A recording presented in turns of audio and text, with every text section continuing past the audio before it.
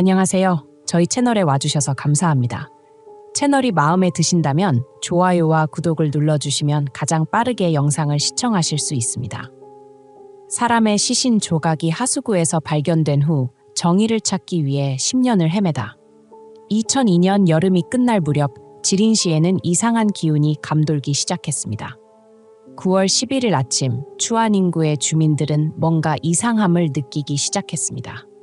오래된 하수구에서 고약한 악취가 진동하며 집집마다 문을 닫게 만들었고 몇몇 주민들은 동네 관리사무소에 전화해 하수구 점검을 요청했습니다. 점검을 위해 직원들이 출동했을 때 그들은 끔찍한 비밀을 발견하게 될 줄은 상상도 하지 못했습니다. 악취는 점점 심해졌고 그들은 하수구 깊숙한 곳으로 들어갈수록 한 조각의 인간의 살점이 검은 물 위에 떠오르는 것을 보게 되었습니다. 작업을 하던 한 인부는 손을 떨며 소리쳤습니다. 사람의 살이야. 이건 사람의 살이야.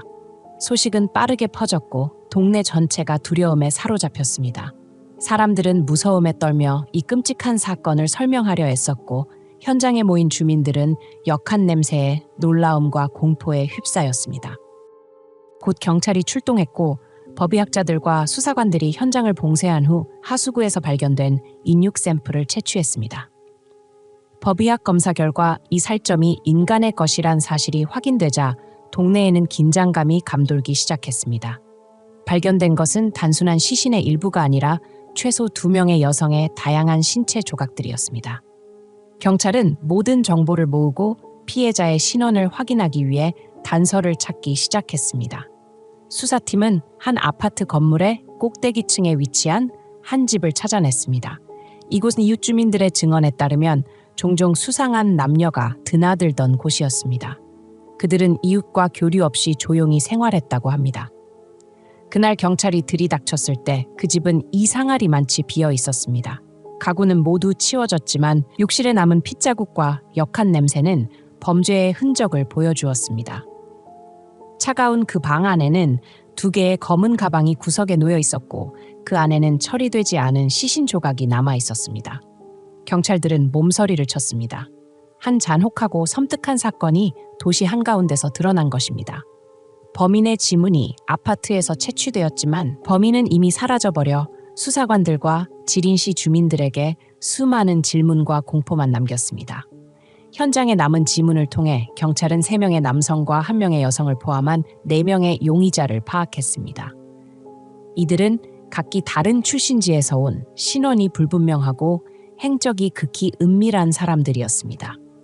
하지만 경찰은 그들에 대한 구체적인 정보를 전혀 확보할 수 없었습니다. 그들은 그림자처럼 사라지고 나타나는 존재들이었습니다.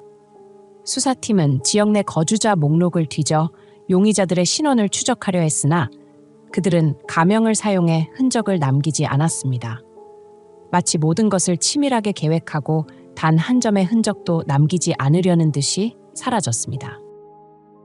지린시의 범죄 현장에서 벗어난 후 4명의 용의자는 각자 다른 방향으로 흩어져 새로운 신분으로 살아가기로 했습니다. 이 중 3명의 남성은 새로운 이름을 사용하여 북중국의 바오터우라는 도시에서 다시 만났습니다. 그들은 더 이상 도망치는 범죄자가 아닌 평범한 사업가로서 새로운 삶을 꾸리며 살기 시작했습니다. 용의자 중 주범은 왕쉘이라는 새로운 이름을 사용했습니다. 그는 키가 크고 단호한 얼굴을 가진 남성으로 현재 바오터우 중심가의 2개의 당구장과 마사지숍을 운영하며 지역사회에서 꽤나 유명한 인물이 되었습니다. 직원들은 그를 리 형님이라고 부르며 그의 넉넉한 인심과 자신감을 존경했습니다. 그는 가장 번화한 지역의 고급 아파트에 거주했는데 그곳은 역설적이게도 쿤둘룬 경찰서 맞은편에 위치해 있었습니다. 그의 생각에 누구도 그가 경찰서 근처에 거주할 것이라고는 의심하지 않을 것이라 믿었던 것입니다. 범행에 가담했던 여성 공범은 마하이엔이라는 이름으로 불리며 리 형님보다 10살이 어렸습니다. 매력적인 외모와 당당한 태도를 지닌 그녀는 현지 사업가들과의 네트워크를 구축하고 가게를 운영했습니다. 그녀는 5살 된 아들과 함께 남편 행세를 하며 리 형님과 함께 고급 아파트에 살고 있었으며 그녀의 여동생과 몇몇 친척들도 바오터우에 은밀히 이주하여 새로운 생활을 시작했습니다. 또 다른 남성 용의자는 왕쉐고라는 이름으로 작은 가전용품 가게를 운영하고 있었습니다. 지역 주민들은 그를 말수가 적고 가게에 틀어박혀 이웃들과 교류하지 않는 사람으로만 알고 있었습니다. 그는 새로운 연인인 리엔홍과 함께 살고 있었으며 리엔홍은 딸과 함께 타지에서 이주해온 인물이었습니다. 그는 이웃을 피하고 모든 주변 활동에 경계하며 살아가고 있었습니다. 네 번째 용의자 왕환예는 바오터우 외곽에서 혼자 살면서 석탄 채굴 작업에 종사하고 있었습니다. 사람들은 그를 까르르라고 부르며 다리 절름발이인 그의 걸음을 묘사했지만 누구도 그의 냉랭한 시선과 어두운 분위기 때문에 가까이 다가가려 하지 않았습니다. 그는 철저히 혼자만의 생활을 이어가며 과거의 동료들과도 완전히 단절된 채 살고 있었습니다. 비록 범죄가 발생했던 도시를 떠나 새로운 삶을 시작했지만 이 4명의 용의자는 과거의 끔찍한 기억에서 벗어날 수 없었습니다. 그들은 자신들의 신분이 드러나지 않도록 서로 연락을 취하지 않기로 철저히 합의한 상태였습니다. 각자가 새로운 일상에 녹아들려 애쓰면서도 여전히 가면을 쓴 채 숨어 살아가고 있었습니다. 도망의 막이 영원히 잊혀질 것만 같았지만 운명은 갑작스럽게 4명의 용의자 중 1명을 과거의 지인과 마주하게 만들었습니다. 하얼빈에서 특수경찰팀의 팀장이자 하얼빈 특수경찰부대의 책임자였던 서건국은 자신이 곧 시작될 힘겨운 추적에 휘말리게 될 것을 전혀 알지 못한 채 오랜 세월을 보냈습니다. 언제나 큰 사건을 해결하고 싶어 했던 서건국은 한 번은 온라인으로 수배자 명단을 보다가 한 남자의 사진을 발견했습니다.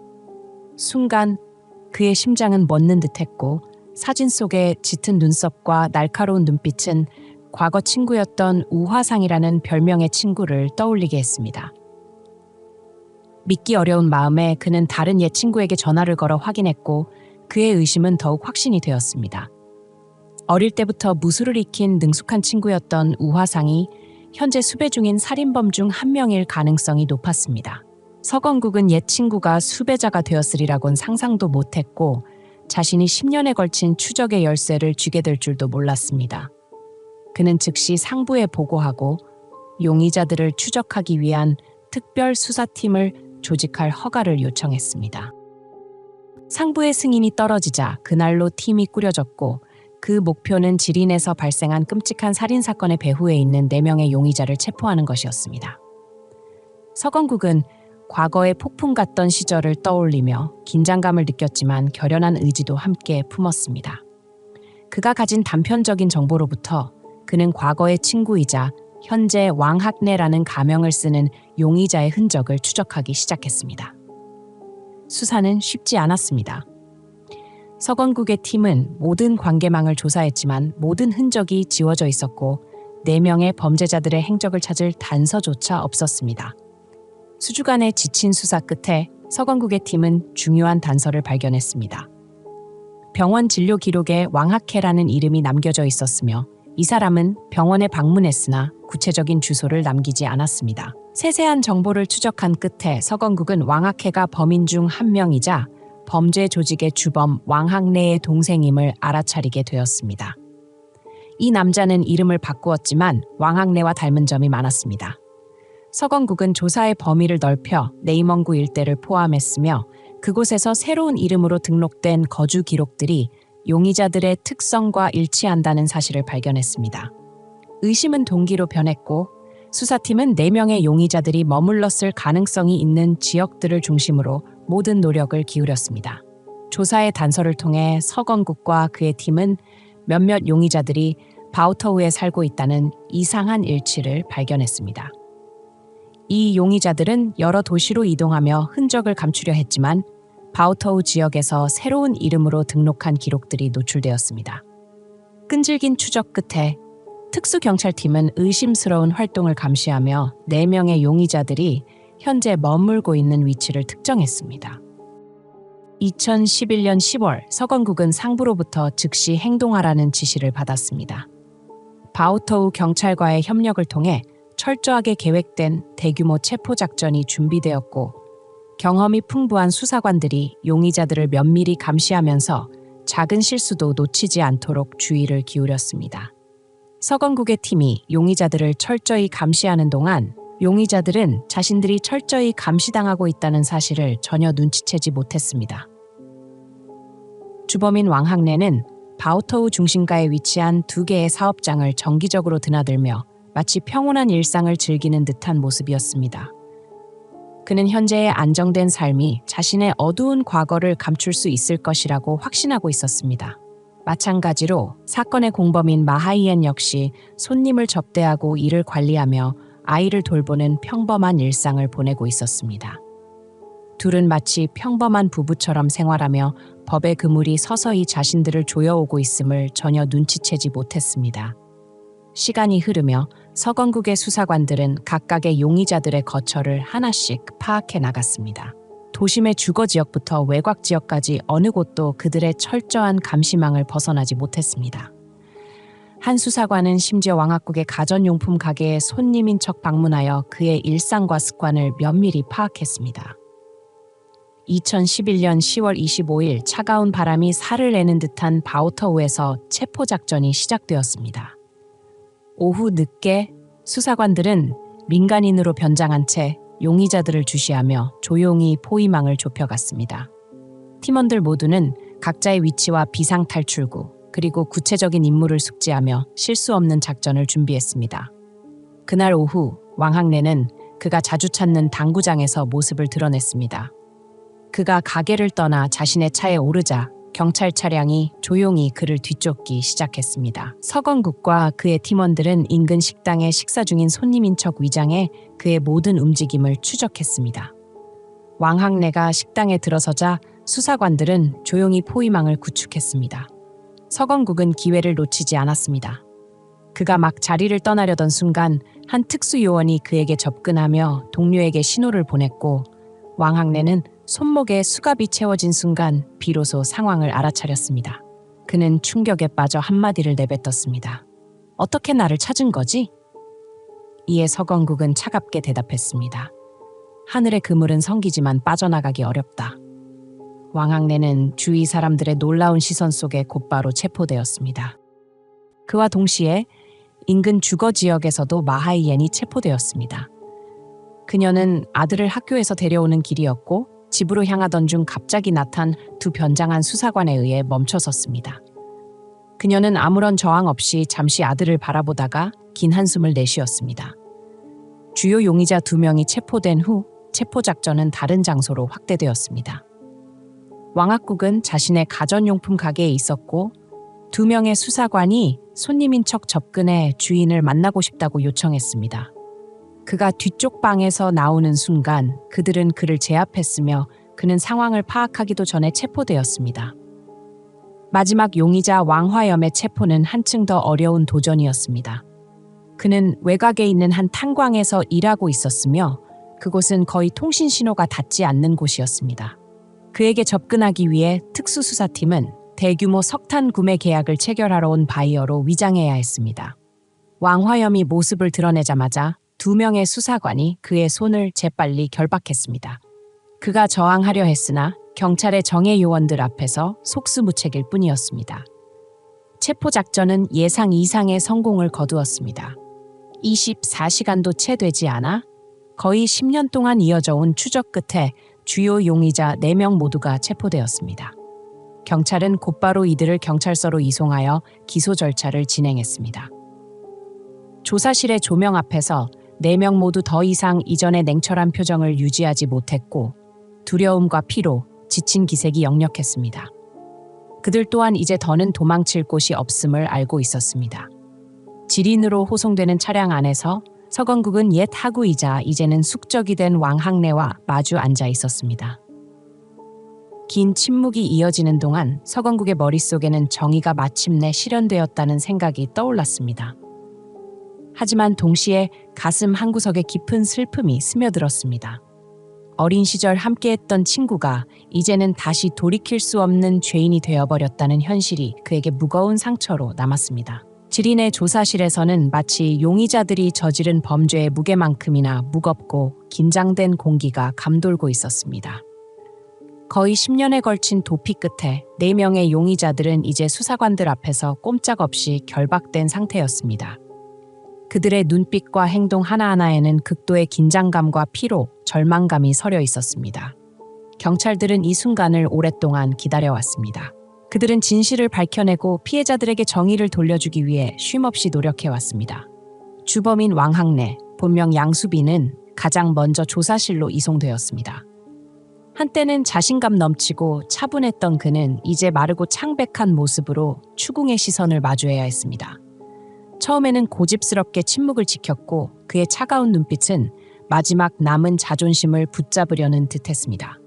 그러나 증인과 증거, 특히 추적 과정에서 녹음된 녹취록이 제시되자 왕학래는 더 이상 부인할 수 없음을 깨달았습니다. 긴 침묵 끝에 그는 서건국을 바라보며 한숨을 내쉬며 말했습니다. 모든 것이 끝났군요. 그렇죠.